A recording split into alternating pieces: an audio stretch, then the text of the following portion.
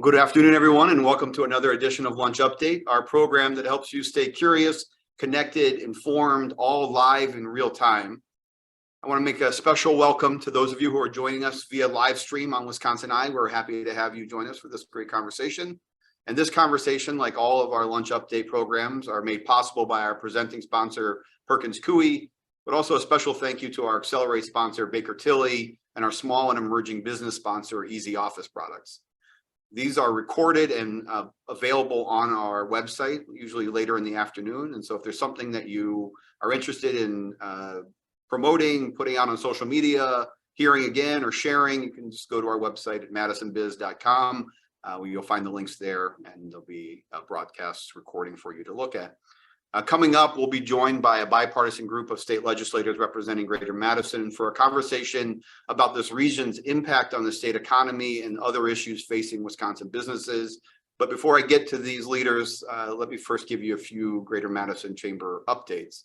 Just 2 weeks ago, we opened registration for our 9th annual Icebreaker.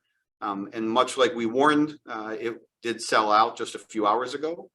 And so unfortunately, we find ourselves in yet another great sellout of one of our programs. The Kohl Center floor can only house around 800 people, and those tickets have now been sold. We will create a waiting list, and so you can certainly go to our site and register your name with interest, but the tickets that we had available are now gone. This event, if you aren't familiar, is an opportunity to bring business and community leaders together this year on April 13th for some important conversations about our economy and where this region is headed. Look for more details, including speaker announcements coming soon, both on social media and on our website. And as I said, there will be a wait list if you go to madisonbiz.com where you can add your name. Also now open our nominations for this year's Ground Floor Award winner for Small Business Leadership. The Ground Floor Award for Small Business recognizes true champions of small business. The recipients are leaders in their business, so they are business owners, business leaders, and also in the community. But most importantly, they're helping other small businesses succeed. So they're mentors, advocates, and contributors to the continued development and prosperity of Greater Madison and our small businesses that are our economic engine. Past recipients have included Jim Garner of Sarginian Floor Covering, Susan Ballgrins from Culver's on Todd Drive, and she has a few other Culver's as well around the region, also at the Echo Tap. Jeff Pattison of JP's Hair Design, Mark Schmitz of Zebra Dog Studios, and Eugenia Podesta of Synergy Co-working. If you know a small business leader who deserves this kind of recognition, please nominate them using the form that we will share with you after today's program. If your nominee is selected, you will receive a free ticket to attend the Icebreaker that I just mentioned a little bit ago, where the recipient will receive their award on stage. This week also marked the official launch of The Leaderboard, a new podcast I'm co-hosting with Madison 365 publisher and 365 Nation CEO Henry Sanders. We're producing it in partnership with Media 22, and we're using the Third Eye Collective space in Monona. It's built around the Chamber's localized private sector platform to accelerate inclusive economic growth called DHEY. New episodes are released bi-weekly, and they feature conversations with CEOs and community leaders who are turning success into significance and pushing for a more just, equitable, and inclusive future. The first 3 episodes are out now. They include an interview with Dr. Jack Daniels of Madison College and Myra McNair of Anesis Therapy. You can find those on both the Spotify and Apple podcast platforms. And now to our guests. Joining us today is Senator Melissa Agard, who was elected to represent the 16th Senate District in 2020 after serving 4 terms in the state assembly. Her district includes parts of eastern Dane County, including Sun Prairie, Cottage Grove, McFarland, Monona, Fitchburg, parts of Madison's north, east, and southeast side. So pretty diverse geography when it comes to her district. Prior to her election, she was in actually, prior to it, I was going to say I just jumped over the most recent news, but she was recently and excitedly named Senate Democratic leader for the 2023-2024 legislative session, something that we're proud of here in the Madison region. And prior to her election to the state legislature, she served 2 terms on the Dane County board. Representative William Penterman was first elected to the state assembly in a special election in 2021, and then re-elected in 2022. He represents the 37th Assembly District, which includes areas of his district that are as far west as sort of the DeForest Windsor area, north of Sun Prairie, in through his home of Columbus, and goes all the way east down to over to Watertown. Prior to his election, Representative Penterman served as the legislative assistant and later research assistant in the Assembly. He also served in the Military Police Corps for 4 years, and he continues to serve as an Army reservist today. We appreciate his service and dedication to our country. And then Representative Shelia Stubbs, who was first elected to the State Assembly in 2018, becoming the first African-American to represent Dane County, something else that we're very proud of in the legislature. Her district includes Madison's near west side and south sides. And prior to her election, Representative Stubbs served on the Dane County Board for 16 years. She's also had professional roles as a parole and probation officer and a special education teacher. I also want to recognize Senator John Jagler, who was of District 13, who could not join us today due to a scheduling conflict. But the reason why we have these four leaders, or these three, and then also had hoped to have Senator Jagler with us, is these four leaders are the co-chairs of our upcoming Meet Madison event with the legislature, hosted in conjunction with Destination Madison. So thank you all for joining us today. I know it is a busy day of hearings. I know you all have hearings today. I know both of the representatives, we had to yank you out of hearings. So we appreciate your duality of running back and forth. So on a busy day for all of you, we appreciate you spending some time with us. So welcome. I just walked through some brief biographical points. I wanted people both locally and around the state to understand where your districts are. But I'm actually curious to understand a little bit more about you and how we got to now. So I guess the first question is, what was your path to public service? Maybe most importantly, what motivated you to seek office? And I'll start with you, Senator. Thank you, Zach, for inviting us to join you today. Appreciate everything that you do for the Dane County region and lifting up our community and our small businesses to make Dane County be a place where people want to live, recreate, and to visit. I never imagined, frankly, that I would have an office in this Capitol building. I grew up in Madison. The Capitol was a place that I was always excited to come to on field trips. I knew there were people that worked in here that wore fancy clothes and had shoes that made loud noise on the marble floors. But I didn't really understand the work that was being done. And my path into the Capitol building came through local government. I was proud to serve on the Dane County Board with Representative Stubbs back in the day. We both served on the Health and Human Needs Committee. And really, I originally ran for office on the county board because my community reached out to me and encouraged me to do it. They saw my ability to be a fierce advocate, and I was hesitant, but I am glad that I listened to them and that I stepped out of what was comfortable into something that was uncomfortable, learned more about my community, fell more in love with Dane County, and learned about my strength as a tenacious advocate for my community, a good role model for my kids, and a believer in a better future for all of us. Served, as you said, on the county board for a number of terms, had a little bit of time that I overlapped with both the county board and the state assembly. And when Senator Mark Miller announced his retirement from the legislature, most recently ran for the Senate, it was a real honor and privilege. It was challenging, certainly, to campaign during COVID, but here we are. And now being elected to be the leader of my caucus here in the state Senate, I am hopeful that through pragmatic work, thoughtful work, that we're going to be able to get some good things done for our community. Great, thank you, Senator. Representative Stubbs, how about you? What motivated you to seek office? What was your path to service?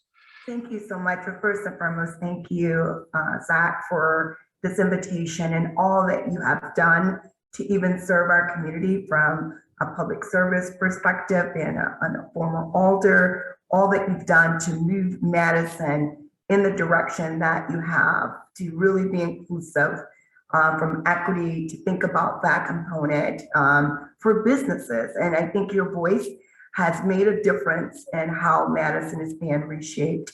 I am so honored to say that I have a legacy within my family. My uncle, Walter Knight, was the first African-American city councilman in Beloit. So I was able to see that as a young child growing up. But it was only once I attended my historical Black colleges and university Toulouse College and Jackson State University, both in Mississippi, that I was able to work along and on the campaign of US Congressman Benny Thompson. And it was the moment that I was able to do that. I had this urgency to do more for civil rights and social justice, and understanding the mission of our campus, and understanding where history meets the future. And that was our campus motto. I would recite it, but sometimes I didn't really understand what it meant. But moving back to Wisconsin, been actively engaged with US Senator Tammy Baldwin's campaign. She was able to attend my wedding. I was able to get that fever that I felt like, behind the scenes, I can help someone else. But at that same point, for moving on Lake Point, which was Simpson Street in 1993, a community that our neighbors, a community that the media called notorious Simpson Street. And there's absolutely nothing positive about the word notorious, except if you're notorious B.I.G. who made a lot of money. But what happened is I was living on this street that was full of drugs, full of crime, very low income, and watching media just continue to talk about how negative it was. I was going to work every day as a senior probation parole agent. In the daytime, I worked for the Department of Corrections, but at night, I worked with my community. I paid rent, I babysat, I helped moms fill out applications. I helped people learn to read. I became very engaged in this community that was so brutalized. But at that time, it was because of my advocacy within our neighborhood association that they asked me to run for office. And I didn't see myself in that same lens, but I took that opportunity and ran for county board. Wasn't an easy race, but I won it. But being able to be a voice for voiceless people, being able to be a transformer at a time that change was necessary. From that moment of serving for 14 years, just like Senator Agard, there was an overlapping where I served at county and state. I ran in 2018 for the seat that was at the time held for 30 years from Therese Burcell, my predecessor. But it was at that time that we needed change in our state, and people saw me as a change maker. In fact, when I won, they called me the name changer and the game changer as well. And so coming into this Capitol, it has been an array of experiences, but it's because people saw this energy in me and saw the advocacy, saw the passion, saw the success, saw that I was able to get things done with little or minimal resources, that I was able to be in the seat, and it's been just honorable to do so. Great, thank you, Representative. Representative Penterman, born in the Northeast, college in Wisconsin at Ripon, dairy farmer, military service. What called you to action to elective office? Yeah, so first off, Zach, thanks for having me here. Thank you to the Greater Madison Chamber of Commerce for having this opportunity to have this discussion. Super important and vital as we have a lot of opportunities here in this state. For me, it's always been about service. That's why I stepped up, joined the Army in the first place. I wanted to be a part of the legacy of our nation. That's really, it's been all about service, and it's been about sacrifice. That's what's made our nation great. What we have didn't happen by accident. And there's a lot of people who come before us who have sacrificed so much. So I wanted to be a part of that, and I also wanted to be a part of the future here. Theoretically, the folks in my generation will have a long time here in our state, and I wanted to make sure that Wisconsin is on a good path well into the future. So obviously investing in the here and now, but also investing in the future going forward. So for me, I'm still one of the youngest here in the state assembly, and I'm still somewhat new, going through my first full legislative cycle, but I've already had 2 bills that were signed into law last session. Proud of the work we've done, and there's more to do. Great, thank you. So you each represent different areas of the region. And I use the region sort of broadly. When we say Greater Madison, we really mean, we think about it as the economic bright lines, right? We don't really consider it based on municipal bright lines and municipal geographies. So, for us, it looks, Dodgeville to Waterloo. So Land's End to Trek and everything in between kind of feels to us like Greater Madison. If you recruit here, live here, based here, entertain here, fly out of here, or if you were across the water somewhere and someone asked where you're located, if you simplified it by saying the Madison area, we consider that Greater Madison. So you each represent diverse and different areas of this region. I'm curious what you're hearing from businesses in your district right now, and I'll start with you, Representative Penterman. Yeah, so I think by far the number one thing we're hearing is workforce. Is that there's lots of good paying jobs available, lots of opportunities, but we just don't have the workforce available to fill these positions. So obviously workforce development and attracting folks to the area. I think you hit on some of the key points that Dane County is the fastest growing area in the state, and I don't think that's happening by accident. What are some of those things that are happening here that we can apply to Greater Wisconsin, not only to attract folks from out of state, but also to retain our young people, our folks who graduate from high school. Some go on to college, and once they graduate from college, how can we create a good, vibrant economic opportunity for them that they'll want to stay in a state that is diverse and excellent as Wisconsin. So I think those are that's kind of the key thing is workforce development. There's several facets of that. I think housing is a big thing. We've seen a lot of developments up in the northeast section of Dane County that I represent, the townships of Bristol, then the villages of Windsor and DeForest. Is a lot of new development there. So they're doing something right, and it's something that we need to hone in on and keep that going and see how we can help all Wisconsin succeed. Great, thank you, Representative. Senator, how about you? You've got 3 assembly districts and a lot of different types of communities in this region. What are you hearing from businesses? So every single business and nonprofit that I have had the opportunity to tour over the last couple of years has talked about the real need for more workers. They point out even local governments, I would add to that list. They used to be the case where you would put out a call for applicants and you would receive a binder full of folks who were interested in those positions.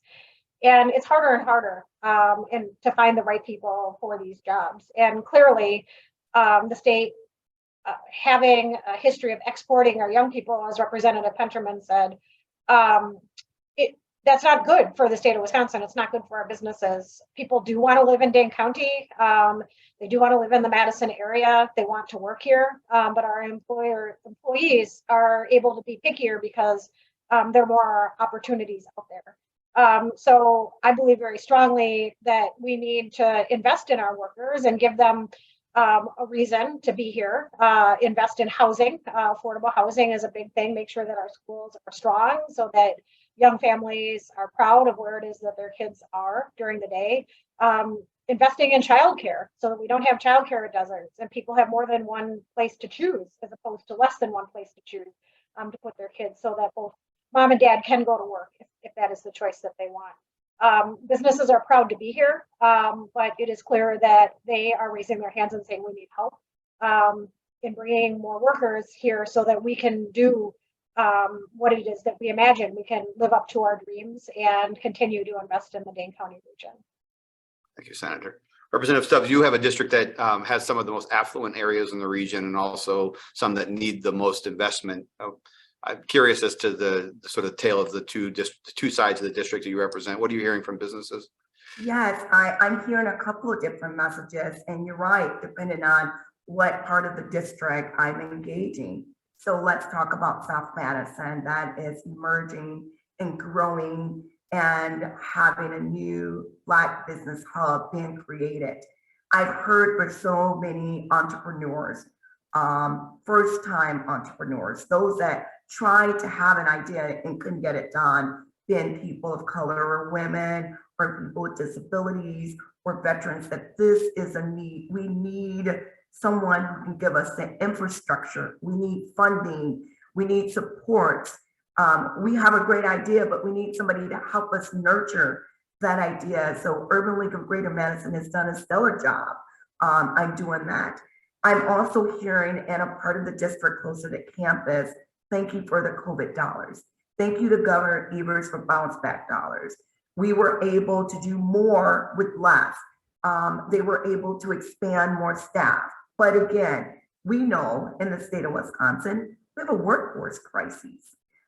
We have this workforce crisis for a number of reasons. We had a pandemic.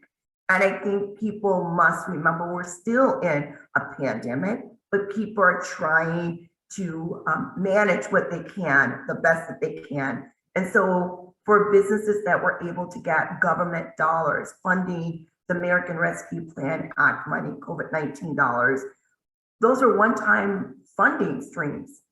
What's going to happen now? How is government going to continue to be a partner? We have it now, but what's going to happen when these dollars go away? For the businesses that do have workforce with some workers, they're requiring more. Why? Because workers can pick and choose where they want to go if they choose those workforces, because people are making career changes. When COVID happened, there as just the workforce, where there are some people that are deciding to stay home and work. That's creating another level of issues where businesses are deciding, like, do we need to create more for, not have this infrastructure because now I have more staff who need to stay home because of issues that were identified already by both of my colleagues, but childcare, affordable housing, transportation. Those are critical needs to anyone who is trying to be there. But then I'm also hearing from within the district, there are businesses that just want to thrive. There are businesses that just are surviving, but they're saying we still need help. And so a part of that help is making sure we don't just walk out and think that everything is okay. And when I say that, I mean government. It's important to say, if we funded businesses with ARPA funds and those funds are going away one time, what can we do to be creative? How do we meet those businesses with the needs that they have? So there's multiple messages depending on who you're talking to within my district, but my district is the most diverse district within Dane County. And I think that you'll hear multiple messages based on who you're speaking to. Yeah, thank you, Representative. I think each of you noted this in some way, but so Greater Madison is leading the state in population growth, much of the upper Midwest in population growth. Some new data shows that Gen Z is finding jobs in this region at a greater rate than anywhere else in the country.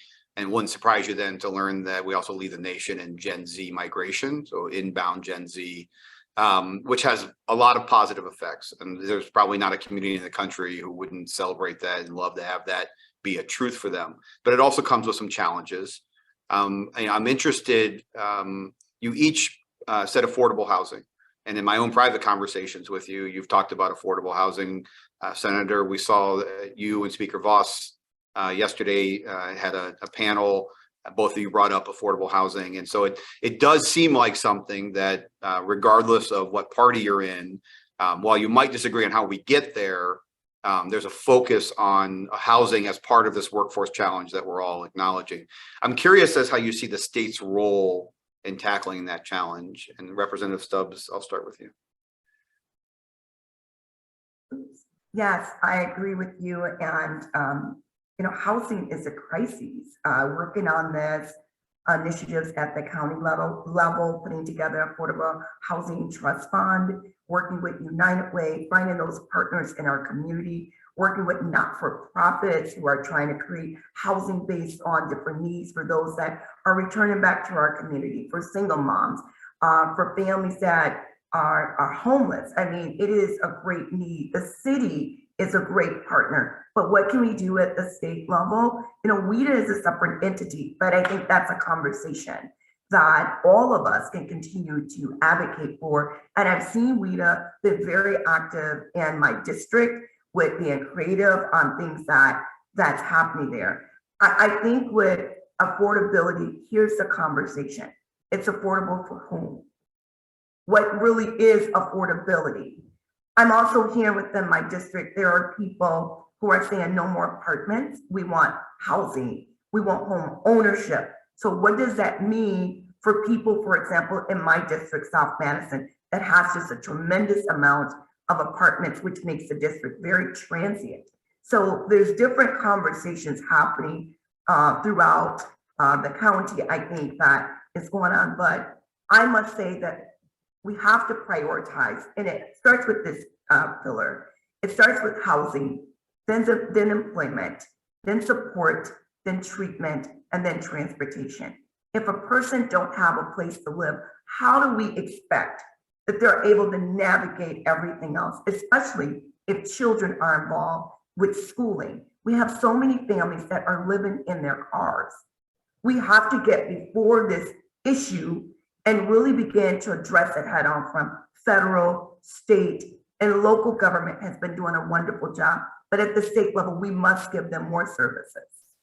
Great, thank you, Representative. Representative Penterman, in our conversation recently, we talked about, you certainly, we think of housing as an urban challenge, but you're seeing it in your suburban areas and even some of the rural areas in your district. And so talk to us about, I mean, a little bit about what you're seeing, but maybe more importantly, how do you see the state's role in addressing it? Sure. So I guess just real quick, I want to start off with one of my two bills that passed last session. Got WIDA involved that would grant low interest or no interest loans to folks who wanted to rehabilitate their homes. So we're talking about critical infrastructure, siding, roofing, water heaters, furnaces, air conditioning, and then also removing lead paint from houses. Those loans are available to folks making up to 120% of the median county household income. So I think that was a good start, especially with folks currently in their homes, looking to make improvements to critical infrastructure in their houses. So I think that was a good start. I think moving forward, I also represent a few villages and cities that also, we're seeing some of the second story, third story,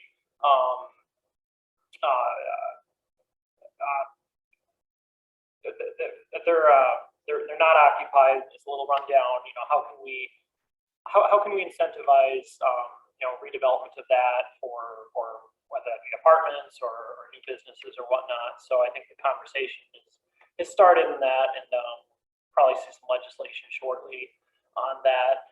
But also, how can we make the permitting process more affordable so we can build more houses, especially, and I really want to focus on smaller lots, smaller houses for first-time homeowners who, they probably can't afford a $250,000 house, but could they afford a $100,000 or a $150,000 house?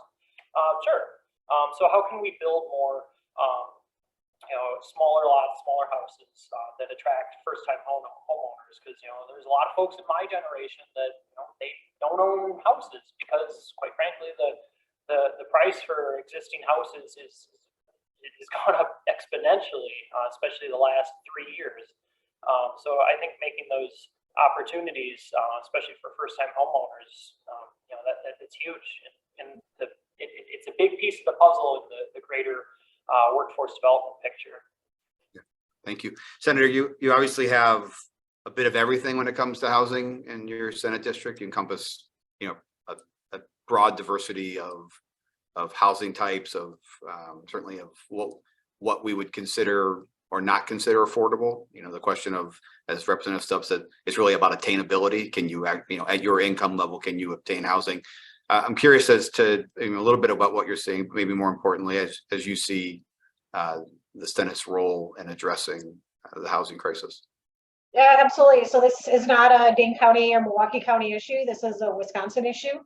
And I think one of the challenges that we have not only here in our great state, but across our nation, is a definition of what affordable housing actually is.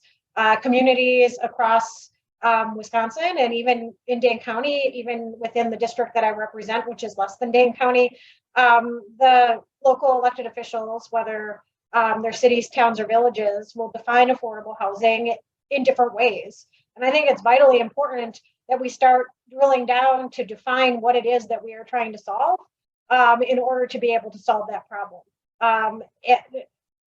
I work really hard to reach out to the local elected officials who work hard in this district for the people who have sent them to do the hard work, whether they're city council members, town board chairs, county board members.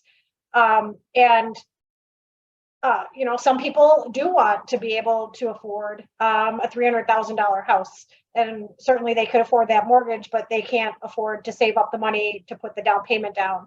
Other people want apartments with multiple bedrooms so that their children have safe places to be and have some space, but aren't ready to have a house.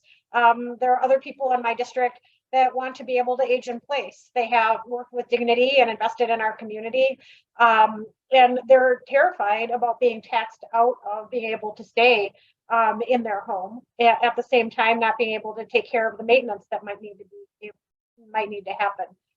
We want to be able to honor those folks as well.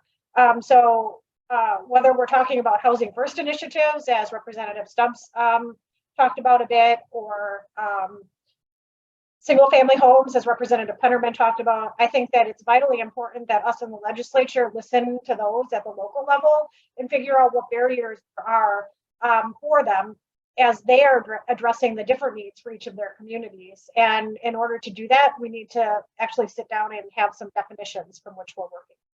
Great. Thank you, Senator. I have no doubt that each of you have your own thoughts about how we move the state forward, and you might disagree even inter-caucus, and certainly are going to disagree across the aisle. We might disagree with all of you or agree with all of you, depending on what the issue is. But we're here today to really talk about what the sort of tie that binds us, which is your shared love of the state, of what makes the state great, and the understanding of the opportunity that's in this region to help drive this state forward. I guess I'm curious, as we think about this region and its trajectory, which we've already highlighted, it's growing rapidly. But the other big change that we're seeing, and this was just highlighted, just with the announcement from the Department of Administration and Secretary Blumenfeld's statement that we are going to, the state's going to divest from some of its buildings that it owns and start to move workforce outside of Madison. And frankly, in Madison, government is not longer a growth industry. I don't know if it hasn't been for a while, but it certainly isn't now. I'm curious, though, from your standpoint, how do we move people away from thinking of Madison as the seat of government and more towards this engine of the economy or the seat of the economy? And maybe to put a finer point on it, there's sort of this time-honored division. Both there's the partisan division, and then we have our regional divisions within the state. How do we help your colleagues from around the state, regardless of what party they're in, better understand the opportunity for Wisconsin workers, Wisconsin companies in this region? And Senator Agard, I'll start with you. Yeah, well, I think, Zach, you and the ambassadors that you bring with you into the Capitol building on a regular basis are doing an amazing job of helping people understand the magic of this region.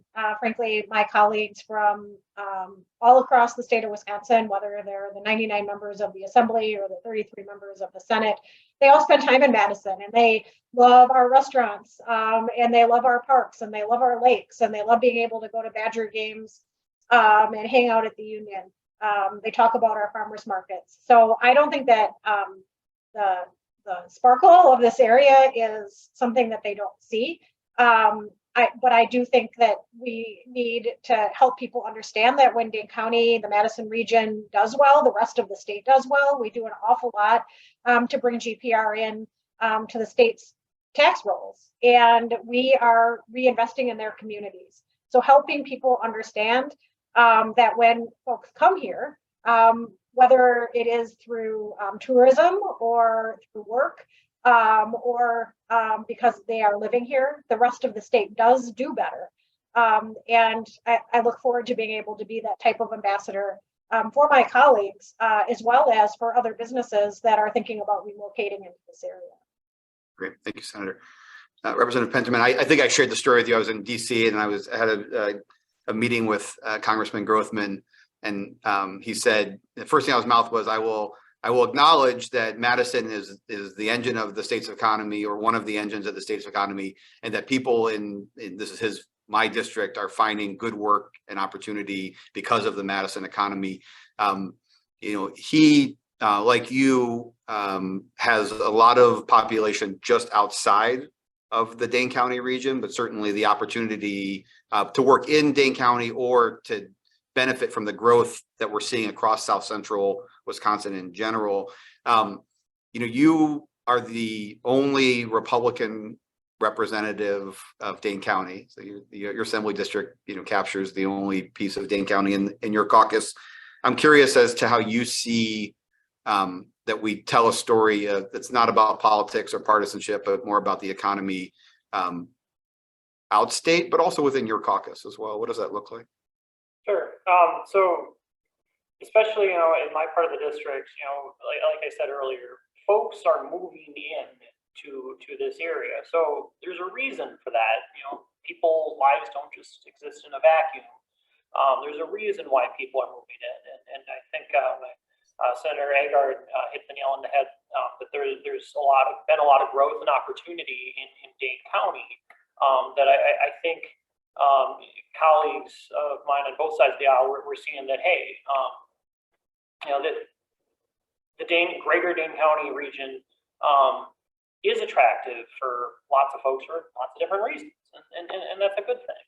I think when it comes down to making the case and pitching this to other folks is forming relationships is extremely important in this industry and others as well. Is that it's disheartening when there's someone who only seems to show up whenever that person has an ask, and then it's a conversation. Well, how much? What's it going to be this time? But when you go above and beyond, get to know folks, obviously in the region and outside of the region, because they're people too. They're real people with real lives, and their districts are important. But portraying that message that there's a huge growth here, and that's happening for a reason. And let's explore what some of those reasons are and why folks are wanting to live in the greater Dane County region. Great. Thank you, Representative. Representative Stubbs, ways that we can bridge the gap between those who live here and those who don't. Yeah, I think first of all, acknowledging that we have some pillars. Flagship University of Wisconsin-Madison, internationally, globally, I believe is one of the reasons that people are here to grow. When we do well in Wisconsin, we do well everywhere.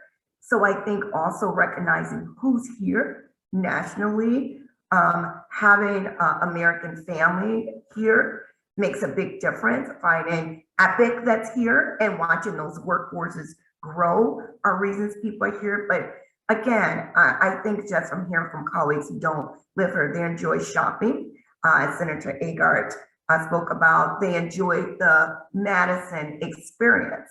And that's great. You're enjoying the Madison experience, but we need some commitment. So others can also enjoy the Madison experience. And I think, and I commend you and your organizations for coming to the building and constantly reminding us, because at the end of the day, money is not red and money is not blue. Money is green, and it needs to be spent by whoever chooses to spend it wherever they choose to spend it. And so I think in reality, growing up in a small town like Beloit, I look forward when I would come to Madison because it was a big city and I had a lot of opportunities. But look at our zoo that's free. How many cities do you go to and you have to pay for a zoo? All the free opportunities, and we're very family orientated. And I think that makes a difference too. So build on the things that's working. Our lakes are great, our campuses are great, students are here. We have a Dane County Regional Airport. Build on what we have that's here. And I think that we'll continue to see why we're growing so fast in Dane County. Great. Thanks, Representative Stubbs. Representative Penterman, how about, I guess a question for you. What are the things that you want businesses to know about the work you're doing?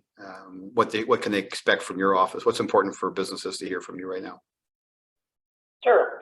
So I guess at this point, I'll hit on some of the budget priorities that I have. And then, for me, it just comes down to common sense. And what are some common sense ways that we can invest in Wisconsin and in the Greater Madison area? For me, strong education. Our kids are our future, and we got to invest in education. Roads and infrastructure. This is another one. We talk about economic development and workforce development. We all use our roads. It's something that we need to continue investing in. I want to see significant tax relief for our working families. It comes to another one of those carrot and stick,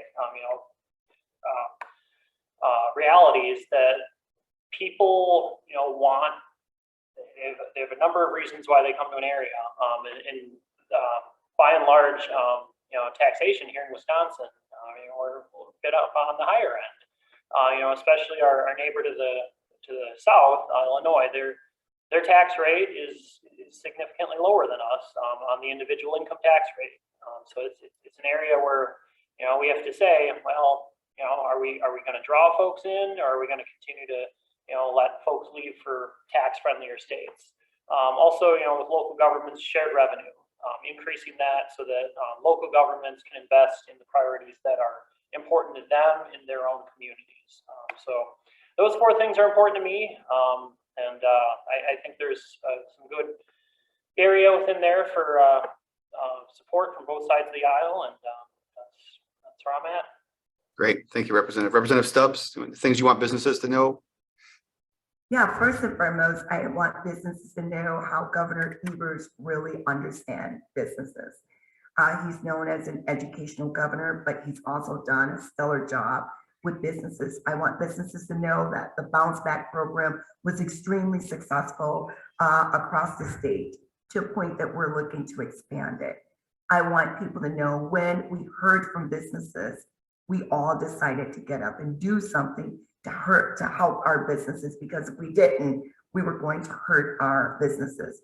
But I think we're smart enough to recognize education has to be a top priority.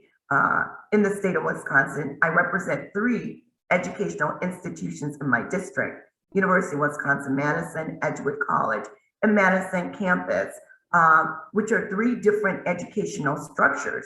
But at the end of the day, it has to be a top priority for all of us. I also believe in criminal justice. Let's be clear, we're incarcerating people so much faster than we are rehabilitating. So we must begin to work on criminal justice improvements. I believe in being a reformer, but it's a huge system that needs a lot of work to be done with it. I believe in our environment. I believe in environmental justice. We have beautiful lakes, but PFAS is a huge issue. So we need to begin to learn how to address that. But most importantly, being a local elected official for 16 years, understanding the importance of local shared revenue and resources and local aids. We are hearing from local elected officials, and Governor Evers heard local elected officials very clear and has again put that forward in his budget. I think it's time for us to react by getting things done. We have the largest surplus ever historically in the state of Wisconsin. We must begin to really address the needs of all Wisconsinites and just not some Wisconsinites. Let's put these dollars back in the pockets of families that need it. Let's invest in our children. Let's invest in our environment. Let's invest in our businesses. And at the end of the day, when one does better, all do better. Great. Thank you, Representative. And final words, Senator Agard, some things that you'd like businesses to know right now?